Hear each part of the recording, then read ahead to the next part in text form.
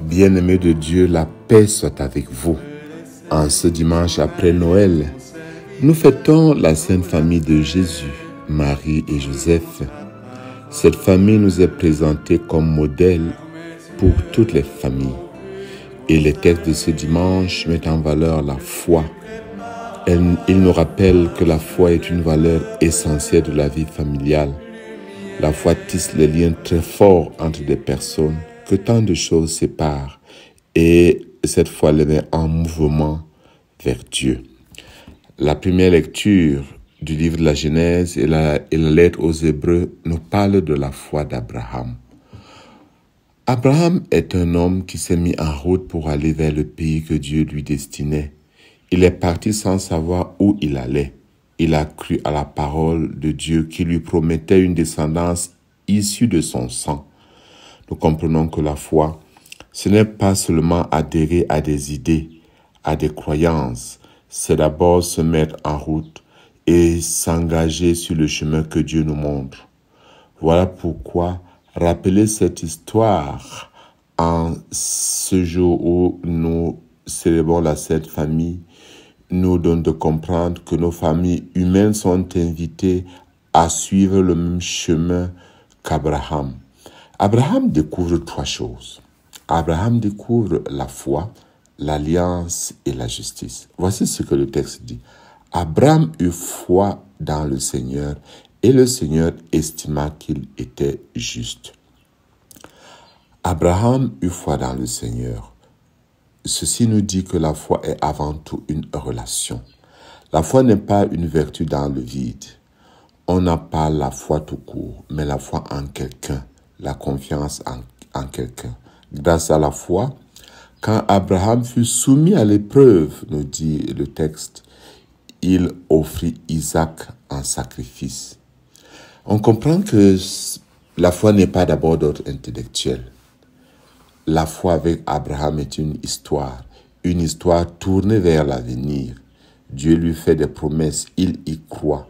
Et pourtant, soyons francs, en toute bonne logique, il aurait toute raison de douter et de ne pas faire certaines choses, comme sacrifier le Fils unique. Mais la confiance en quelqu'un ne retient pas les raisons de douter. On peut vraiment parler de découverte d'une autre réalité avec Abraham, la découverte de l'alliance. Jusqu'Abraham, les hommes faisaient des promesses aux divinités pour mériter leurs bienfaits.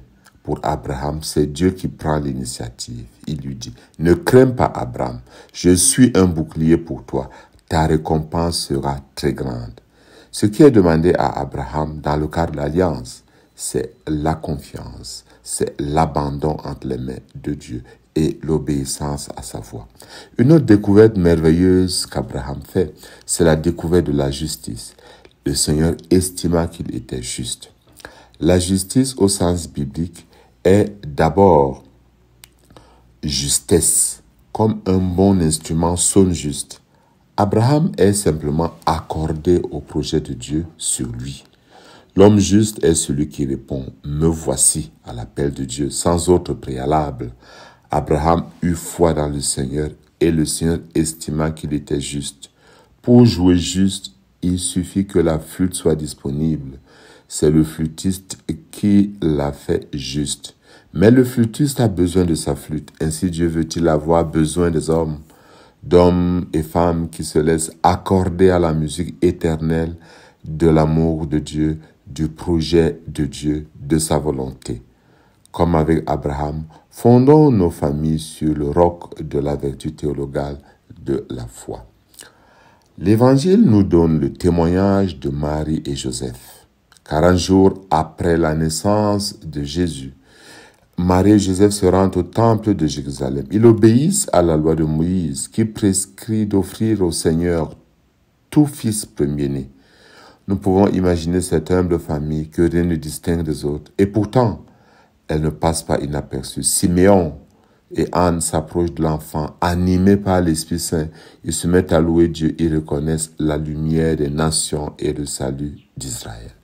Quelle rencontre merveilleuse et extraordinaire entre ces deux jeunes époux et deux vieillards. Tous sont remplis de joie et d'action de grâce. C'est Jésus qui les fait se rencontrer. Et c'est toujours vrai dans notre monde aujourd'hui.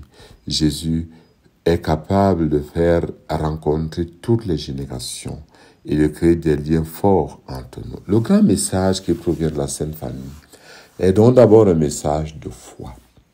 Dans la vie familiale de Marie et Joseph, Dieu est au centre. Il est en la personne de Jésus.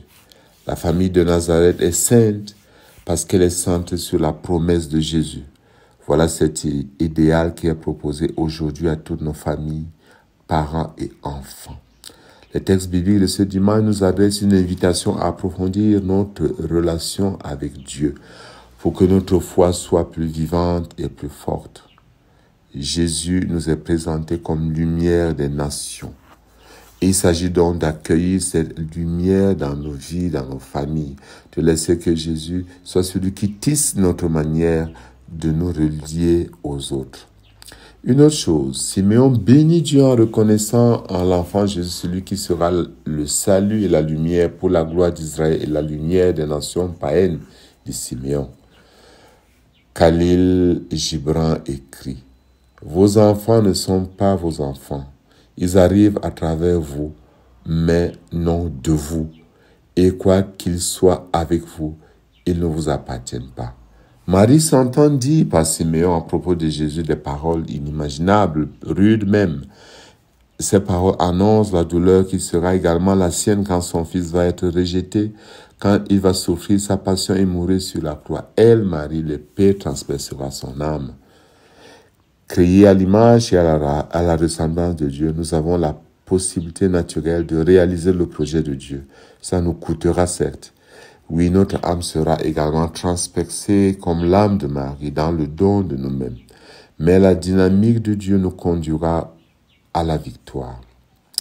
Une chose importante, cette dynamique nous donne d'accueillir chaque personne dans sa différence, de porter les croix les uns les autres, de nous regarder dans le cadre de la famille avec les yeux de Dieu, d'accepter de construire le bonheur pour l'autre en nous donnant entièrement aux autres pour que tous nous fondions ce que Dieu veut que nous réalisions comme image et ressemblance de la Trinité. Oui, la Trinité est le fondement suprême de la famille. Le conseil que Saint Paul donne à nos familles, tout ce que vous dites, tout ce que vous faites, que ce soit toujours au nom du Seigneur Jésus-Christ, ce conseil, nous devons nous le rappeler tout le temps, dans le Seigneur. Tout ce que nous faisons doit être dans le Seigneur. Enfants, parents et même grands-parents, travaillons pour que tout se fasse dans le Seigneur. Et par-dessus tout, qui est l'amour qui fait l'unité dans la perfection, qui est la réalité de la famille divine. Confions à Marie, reine et mère de la famille, toutes les familles du monde. Celles qui sont dans la joie comme celles qui souffrent. Que Dieu puisse vivre au cœur de chaque famille et grâce à l'accueil par la foi, que les familles vivent dans la concorde, dans l'aide réciproque. Que Marie nous aide à accueillir la parole de son Fils, à la garder dans nos cœurs et à faire tout ce que le Fils nous dira. Que Marie soit toujours avec nous pour nous garder fidèles à l'amour de Dieu. Et que Dieu Tout-Puissant vous bénisse, le Père, le Fils et le Saint-Esprit. Amen.